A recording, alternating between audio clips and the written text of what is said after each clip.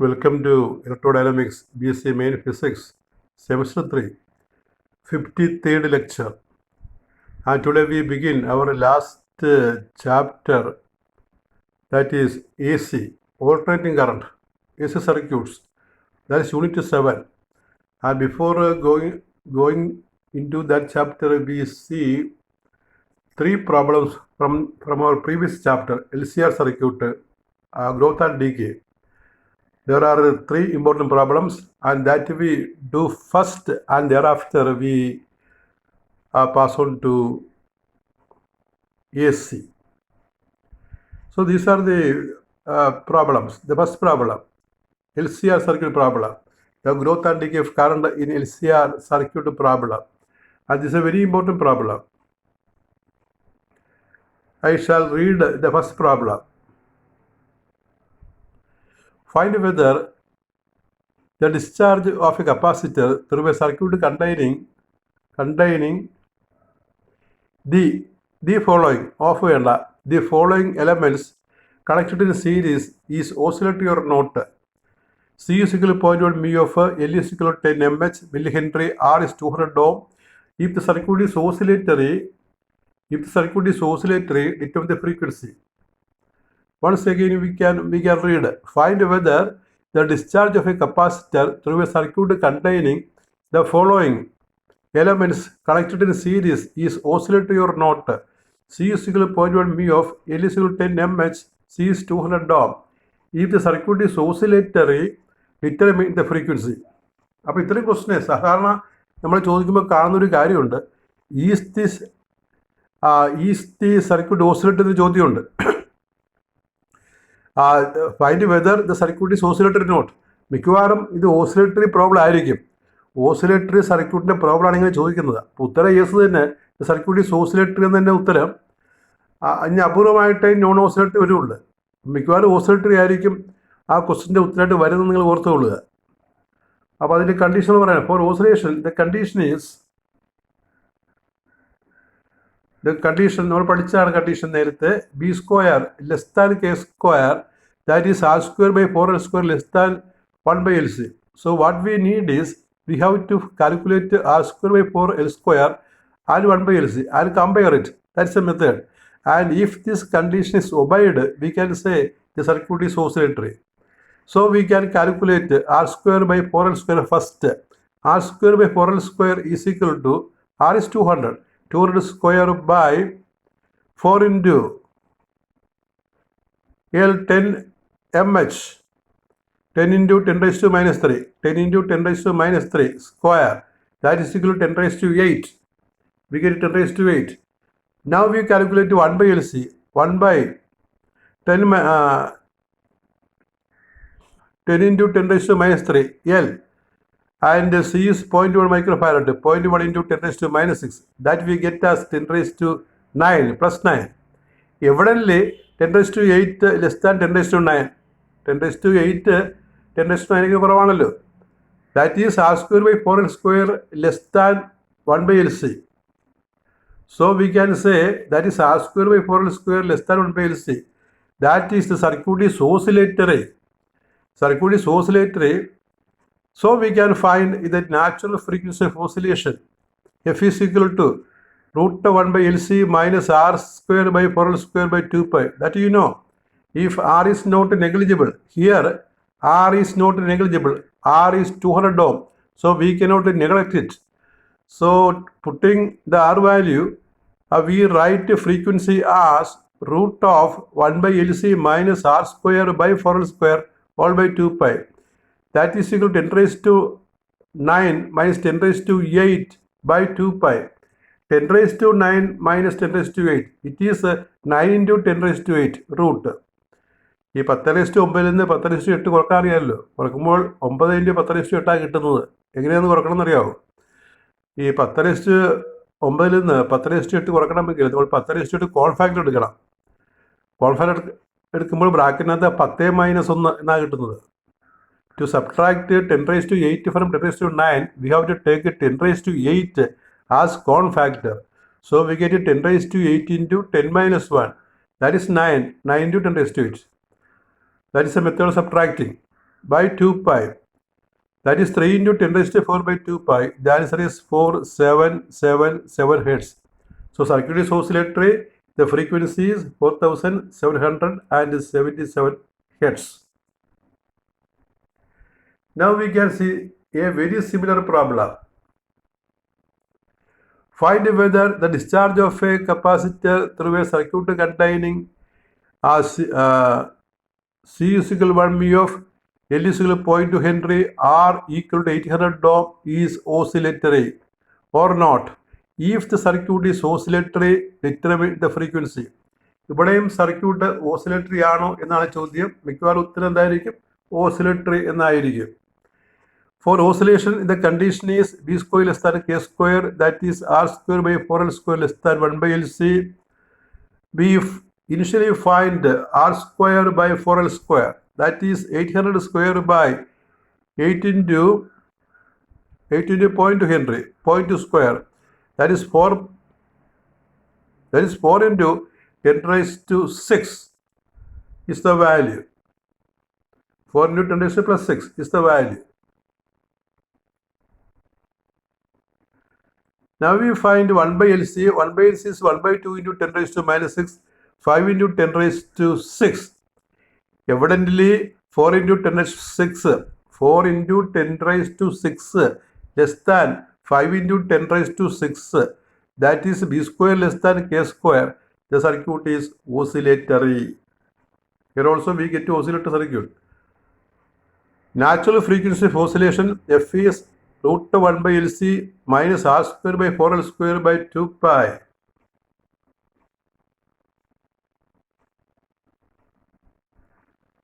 That is root of 5 into 10 raised to 6 minus 4 into 10 raised to 6 by 2 pi. You subtract. In the numerator we get it 10 raised to 6 by 2 pi. Root 10 raised to 6 by 2 pi. That is 1000 by 2 pi. 1000 by 2 pi, the answer is 159.23 Hertz. One more problem. In an oscillatory circuit, here the circuit is oscillatory itself. So we need not to check it. In an oscillatory circuit, L is equal to 0.4 Henry and C is equal to 0.001 mu of 0.001 mu of. What is the maximum value of the resistance for the circuit to be oscillatory? Circuit oscillatory ആകാൻ എത്ര R വേണം? R ഇതിനകത്ത് തന്നിട്ടില്ല. Circuit oscillatory ആകണമെങ്കിൽ എത്ര R വേണം? Just oscillatory ആകാൻ എത്ര റെസിസ്റ്റൻസ് വേണം എന്നാണ് ചോദ്യം. അപ്പോൾ ഓസിലേറ്ററിയുടെ ജസ്റ്റ് കണ്ടീഷൻ കൊടുക്കണം. ജസ്റ്റ് ഓസിലേറ്ററി കണ്ടീഷനാണ് നമ്മൾ ഈ പ്രോബ്ലത്തിൽ വിചാരിക്കേണ്ടത്. For maximum value of R, the condition is R square by 4L square. R square by 4L square equal to, you write equal to, maximum value ആകുമ്പോൾ equal ആകും. ഓസിലേറ്ററിക്കാണ് നമ്മൾ less than കൊടുക്കുന്നത്. ഇത് maximum value അല്ലേ? Maximum value ആകുമ്പോൾ just equal to, അവിടെ ആ less than sign മാറ്റിയിട്ട് ഈക്വൽ സൈൻ കൊടുക്കുക. ഈക്വൽ സൈൻ ജസ്റ്റ് ഓസിലേറ്ററിൻ്റെ കണ്ടീഷൻ കൊടുക്കണം. അപ്പോൾ അവിടെ ആ ലെസ് താൻ സൈൻ എന്നുള്ളത് ഓസിലേറ്ററി കണ്ടീഷനാണ്. അത് വേണ്ട, ഈക്വൽ ആക്കുക. Equal 1 by LC. അപ്പോൾ അതിൽ നിന്ന് L രണ്ട് സൈഡിലും ക്യാൻസൽ ചെയ്യും. നമുക്ക് R square 4L by C എന്ന് കിട്ടും. R root of 4L by C ആണ്. Put the values. Root of 4 into 0.4 by 0.001 into 10 raised to minus 6 equal to 1.265 into 10 raised to 5 ohm. That is the resistor value. Now we start the last chapter of your syllabus, alternating current, AC. And in this chapter we have to study parallel LCR circuit, then series LCR circuit, power factor, Q factor, etc. Before that there is AC fundamental. AC fundamental you should know. You have studied in your plus 2 class some AC basic topics, and that also you should remember in this class. Any question can be asked from the plus 2 syllabus. അതായത് ഇവിടെ AC നമ്മുടെ കുറച്ച് ടോപ്പിക്കായിട്ടാണ് mention ചെയ്തിരിക്കുന്നത്. പക്ഷെ അതിൻ്റെ fundamental കുറച്ച് നമ്മൾ പഠിച്ചിട്ടുണ്ട്. എന്താണ് എ സി, എന്താണ് A C Dynamo, mean value, RMS value, peak value, ഇതൊക്കെ ഉണ്ടല്ലോ. അതൊക്കെ റിപ്പീറ്റഡ് ക്വസ്റ്റ്യനാണ്.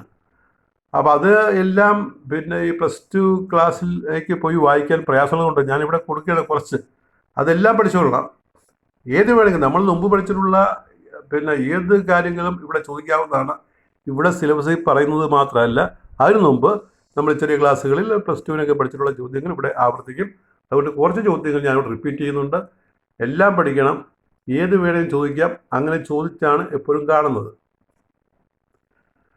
What is an AC? ആദ്യ question, what is alternating current, define it. അപ്പം അങ്ങനെ ഒരു ചോദ്യം പരീക്ഷ ചോദിക്കില്ല എങ്കിൽ നിങ്ങൾ ഓർത്തിരിക്കണം. An electric current undergoing a complete cycle of changes at a fixed intervals of is known as an alternating current. Each cycle consists of 2 halves. During one half cycle, the current is in one direction, and during the other half cycle, it is in the opposite direction. അതായത് ഒരു complete cycle of change ഉണ്ടാകുന്ന ഒരു കറണ്ടിന് AC എന്ന് പറയും. അപ്പോൾ നമ്മൾ A സിയുടെ ഒരു സൈക്കിളിനെ 2 ഹാഫ് സൈക്കിളായിട്ട് ഭാഗിക്കുക. ഒരു ഹാഫ് സൈക്കിളിൽ കണ്ടക്ടറിലൂടെ കറണ്ട് ഒരു ഡയറക്ഷനിലും അടുത്ത ഹാഫ് സൈക്കിളിൽ നേരെ ഓപ്പോസിറ്റായിട്ട് ചലിക്കും. കണ്ടക്ടറിലൂടെ അങ്ങോട്ടും ഇങ്ങോട്ടും ചലിക്കുന്ന കറണ്ട്, അതാണ് AC എന്ന് പറയുന്നത്. നമ്മുടെ ഇന്ത്യയിൽ ഉപയോഗിക്കുന്നത് 50 സൈക്കിൾ CSIR. ഒരു സെക്കൻഡിൽ 50 പ്രാവശ്യം കറണ്ട് അങ്ങോട്ടും ഇങ്ങോട്ടും ചലിച്ചുകൊണ്ടിരിക്കും. ഇത് ഡൈനാമോ വെച്ചിട്ടാണ് നിർമ്മിക്കുന്നത്. AC കറണ്ട്, ഇപ്പോൾ AC കറണ്ട് എന്ന് പറഞ്ഞാൽ ഒരു കറണ്ടിൻ്റെ ഒരു ഡബിളിംഗ് ഉണ്ട്, എന്നാലും അങ്ങനെ പറയാറുണ്ട് കേട്ടോ. AC means alternating current. AC current എന്ന് പറഞ്ഞാൽ കറണ്ടിൻ്റെ ഒരു ഡബിളിംഗ് വരുന്നുണ്ട്, എങ്കിലും അത് പറയുന്ന ഒരു രീതിയാണ്. അപ്പോൾ AC നിർമ്മിക്കുന്നത് പിന്നെ ഡൈനാമോ ഉപയോഗിച്ചിട്ടാണ്. DC നമുക്കറിയാം സെല്ല്, ബാറ്ററി തരുന്നത്. AC ഡൈനാമോയാണ് തരുന്നത്. അത്രയും ഓർക്കണം. Alternating EMF voltage is represented by the equation E is E0 sin omega t. Omega t, WT അല്ല omega t ആണ്. അപ്പോൾ ഇതാണ് ACയുടെ equation. Where E is the instantaneous value of AC EMF, E0 peak value of AC EMF, and omega t is phase. ഒക്കെ നിങ്ങൾക്ക് അറിയാവുന്നതാണ്. ഇത് നമുക്ക് AC ഡൈനാമോ എന്ന് ചുരുക്കി പറഞ്ഞേക്കാം. അതൊന്ന് വായിച്ചു കൊള്ളണം. ചിലപ്പോൾ ചോദിക്കാവുന്നതാണ് AC generator or AC dynamo. അപ്പോൾ AC ഉൽപ്പാദിപ്പിക്കുന്നത് AC ഡൈനാമോ കൊണ്ടാണ്.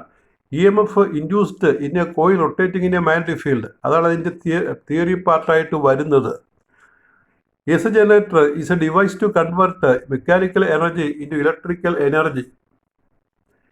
It is based on the principle of electromagnetic induction. Basically, an AC generator consists of a current loop rotating in a permanent magnetic field as shown in the diagram below. അപ്പോൾ ഇത് electromagnetic induction മൂലമാണ് ഈ Dynamo work ചെയ്യുന്നത്. അതിൻ്റെ ഡയഗ്രമാണ് താഴെ കൊടുക്കുന്നത്. ഇതാണ് diagram, AC Dynamo diagram ഇതാണ്. 2 പോൾ പീസ്. ആ പോൾ പീസ് നമുക്ക് 3 ഡയമെൻഷൻ വേണമെന്നില്ല. 2 ഡയമെൻഷനിൽ 2 പിന്നെ ബോക്സുകൾ വരച്ചാൽ മതി, 2 റെക്റ്റാങ്കിൾ വരച്ചാൽ മതി. ഇടയ്ക്ക് കോയിൽ, ആ കോയിൽ റൊട്ടേറ്റ് ചെയ്യുമ്പോൾ അതിലേക്ക് കറണ്ട് ഇൻഡ്യൂസ് ചെയ്യും.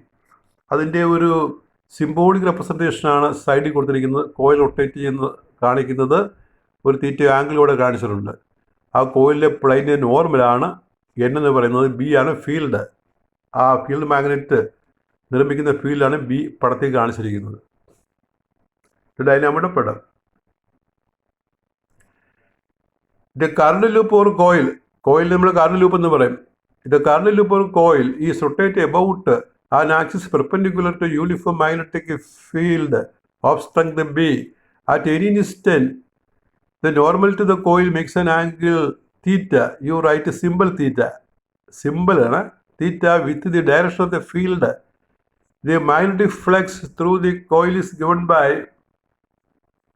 ഇതാണ് ഇക്വേഷൻ. മാഗ്നറ്റിക് ഫ്ലക്സ് കാണുന്ന ഇക്വേഷൻ ആണ് phi is NBA cos theta or NAB cos theta. A number of turns, A area of the plane of the coil, B field cos theta angle. ആ പടത്തിൽ കാണിച്ചിരിക്കുന്ന angle that is NAB cos omega t. ഈ തീറ്റ എന്നുള്ള angle omega t ആണ്. അത് T വെച്ച് increase ചെയ്യും coil കറങ്ങും തോറും. Where we measure the time from the instant when theta is 0. That is when the plane of the coil is perpendicular to the magnetic field. Plain of the coil ഫീൽഡിന് perpendicular ആകുമ്പോഴാണ് നമ്മൾ time not ചെയ്യാൻ തുടങ്ങുന്നത്, അല്ലെങ്കിൽ തീറ്റ note ചെയ്യാൻ തുടങ്ങുന്നത്. Induced EMF E = minus d∅/dt. ഇത് Faraday's law ആണ്. That is minus d/dt of NAB cos omega t. cos omega tയുടെ derivative omega sine omega t ആണ്. NAB omega sine omega t. The maximum value of EMF E0 is NAB omega. അപ്പോൾ NAB ഒമേഗയെ നമ്മൾ E0 എന്ന് വിളിക്കും. അപ്പോൾ NAB omega sine omega t എങ്ങനെ എഴുതാം? E0 sine omega t. ഇതാണ് instantaneous value of alternating EMF, or it is the AC EMF, E is E0 sin omega t. E വിളിക്കുന്ന പറയും instantaneous, E0 maximum value, peak value phase EMF, omega t നമ്മൾ phase എന്ന് വിളിക്കും. ഇനി ഇതിലൊരു ചെറിയൊരു derivation ഉണ്ട്. ഡെറിവേഷൻ നമ്മൾ പറഞ്ഞത്. ഇനി അതിൻ്റെ ഒരു ഗ്രാഫുണ്ട്, ഗ്രാഫിക്കൽ റെപ്രസെൻറ്റേഷൻ. ഇതാണ് എസിലെ graph. If E is plotted against time, a graph is a sine curve. Sin omega t ആണല്ലോ sine curve. Such a EMF is called alternating EMF. ഇങ്ങനെ മാറുന്ന EMFനെ ഓൾട്ടർനേറ്റിംഗ് എന്ന് പറയും. നിങ്ങൾ ഗ്രാഫ് വായിക്കാൻ പഠിക്കുക. എക്സ് ആക്സിൽ നമ്മൾ തീറ്റ ഈസ് ഒമേഗ ടി എടുക്കും, വൈ ആക്സിൽ EMF എടുക്കും, ഇ എടുക്കും. പിന്നെ നമ്മൾ ആംഗിൾ ഒമേഗ ടി, ആ ആംഗിൾ കാണിക്കുന്നത് 0, π/2, നടക്ക് π/2, പിന്നെ π, 3π/2, പിന്നെ 2π. ഇവിടെ π/2 മാർക്ക് ചെയ്തിട്ടില്ല. π/2 ആ 0യുടെയും പൈയുടെയും ഇടയ്ക്ക് മാർക്ക് ചെയ്യണം. അതുപോലെ 1.5 π, 3π/2, പൈയുടെയും 2 ഇടയ്ക്ക് മാർക്ക് ചെയ്യണം. അപ്പോൾ എങ്ങനെയാണ്? ഒമേഗ ടി 0 ആകുമ്പോൾ E 0 ആയിരിക്കും. ഒമേഗ ടി π/2 ആകുമ്പോൾ ഇയുടെ വാല്യൂ മാക്സിമം E0 ആയിരിക്കും. വീണ്ടും ഒമേഗ ടി പൈ ആകുമ്പോൾ ഇയുടെ വാല്യൂ 0 ആകും. ഒമേഗ ടി മൈനസ് 1.5 π ആകുമ്പോൾ ഇയുടെ വാല്യൂ മൈനസ് E0 ആയിരിക്കും. മൈനസ് E0 ഇവിടെ കാണിച്ചിട്ടുണ്ട്. ആ കിഴിപ്പോട്ടുള്ള ദൂരാണ്, കിഴിപ്പോട്ടുള്ള പീക്കിൻ്റെ അകലാണ്. പ്ലസ് E0 മേപ്പോട്ടുള്ളതാണ്, അതോടെ മാർക്ക് ചെയ്തിട്ടില്ല. എനിക്ക് മാർക്ക് ചെയ്യുക പ്ലസ് E0. അപ്പോൾ ആ ഗ്രാഫ് മനസ്സിലായല്ലോ. Positive half cycle 0, negative half cycle 0, positive half cycle അങ്ങനെ മാറിപ്പോവും. പോസിറ്റീവ് ഹാഫ് സൈക്കിൾ വരുന്നത് π/2 വരുമ്പോഴാണ് omega T. Negative half cycle വരുന്നത് മൈനസ് 1.5 π വരുമ്പോഴാണ്, അല്ലെങ്കിൽ 3/2 π വരുമ്പോഴാണ്. ഇത്തരം കർവിന് സൈൻ കർവ് എന്ന് പറയും. ഇത് ഓൾട്ടർനേറ്റിംഗ് EMFൻ്റെ അല്ലെങ്കിൽ ഓൾട്ടർനേറ്റിംഗ് കറണ്ടിൻ്റെ ഗ്രാഫിക്കൽ റെപ്രസെൻറ്റേഷനാണ്. അപ്പോൾ അതിന് ഒരു ക്വസ്റ്റ്യൻ, അത് 2 മോഡലിൽ കൊടുത്തിരിക്കുകയാണ് ഇവിടെ. Describe an AC generator to produce alternating EMF. Derive an expression for alternating EMF. Graphical represent AC EMF. അപ്പോൾ ഇത് നമ്മളൊരു +2 ചോദ്യമാണത്. ഈ ഗ്രാഫ് ഇവിടെ റിപ്പീറ്റഡ് ആയിട്ട് ചോദിച്ചിട്ടുണ്ട്. ഗ്രാഫ്, അപ്പോൾ ഗ്രാഫിൻ്റെ ഷേപ്പ് ഒന്ന് പഠിച്ചു കൊള്ളണം. Or give expression for EMF induced in a coil rotating in a magnetic field represent this EMF graphical. രണ്ടിനും ഒരേ ഉത്തരം. രണ്ടാമത്തതിൽ ആ തിയറിയാണ് ഉദ്ദേശിക്കുന്നത് ക്വസ്റ്റിൻ്റെ. അപ്പോൾ ഇതൊരു റിവിഷൻ ടോപ്പിക് ആയതുകൊണ്ട് നമ്മൾ പെട്ടെന്നാണ് പറഞ്ഞത്. നിങ്ങൾക്ക് വായിച്ചെടുക്കാവുന്നതേ ഉള്ളൂ. It is very simple. അടുത്ത ക്ലാസ് നമ്മൾ മീൻ വാല്യൂ, RMS വാല്യൂ ഒക്കെ പഠിച്ചതിന് ശേഷമായിരിക്കും സർക്യൂട്ടുകൾ, നമ്മൾ സിലബസിൽ പറയുന്ന LCR സർക്യൂട്ട് പറയുന്നത്. ഈ LCR സർക്യൂട്ട് രണ്ടിടത്തുണ്ട് കേട്ടോ. DC-യിലുണ്ട്, AC-യിലുണ്ട്. രണ്ടിലും വ്യത്യാസമുണ്ട്. അവിടെ നമ്മൾ പിന്നെ ഗ്രോത്ത് ആൻഡ് ഡീക്കേ എന്നൊക്കെ പറയും. ഇവിടെ ഗ്രോത്ത് ഡീക്കേ ഒന്നുമില്ല. ഇവിടെ ഇമ്പിഡൻസ്, പിന്നെ റെസോണൻസ് പോലുള്ള കാര്യങ്ങളാണ്. അപ്പോൾ ആ ക്വസ്റ്റ്യൻ വരുമ്പോൾ രണ്ടും ഡിസ്റ്റിങ്വിഷ് ചെയ്ത് ഞാൻ പ്രത്യേകം പറയാം. കാരണം ക്വസ്റ്റ്യൻ പേപ്പറിൽ LCR എന്ന് കേട്ടാൽ ഉടനെ എഴുതരുത്. അത് DC-യിലാണോ, ട്രാൻഷ്യൻ്റ് കറണ്ടിലുള്ളതാണോ, അല്ലെങ്കിൽ AC-യിൽ ഉള്ളതാണോ എന്ന് പ്രത്യേകം നോക്കേണ്ടതുണ്ട്. അതുകൊണ്ട് ഞാൻ ആ AC-യിലെ LCR വരുമ്പോൾ പറഞ്ഞു തരാം കാര്യങ്ങൾ. So with this the 53rd lecture is over. We pass on to AC circuits in the next class. Thank you.